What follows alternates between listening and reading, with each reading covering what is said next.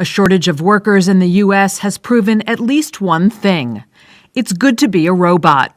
North American companies last year, faced with a tight labor market, brought on a record number of robots in 2022.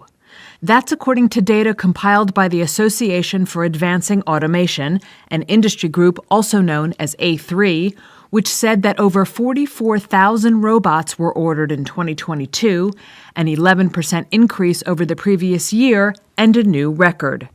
Most of them will be put to use at U.S. factories, with some in Canada and Mexico. More than half of last year's orders came from automakers and their suppliers, a group that has long led the way in automation of U.S. factories. New plants for electric vehicles, batteries, and battery recycling have been announced since the beginning of 2021 at a cost of $160 billion, according to Atlas Public Policy, a U.S.-based research group.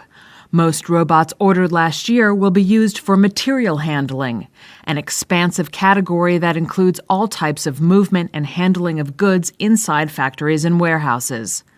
But industry group A3 said there was a visible slowdown in robot orders at the end of the year, which raises a question about how 2023 will evolve. Supply chain problems may also have distorted last year's results.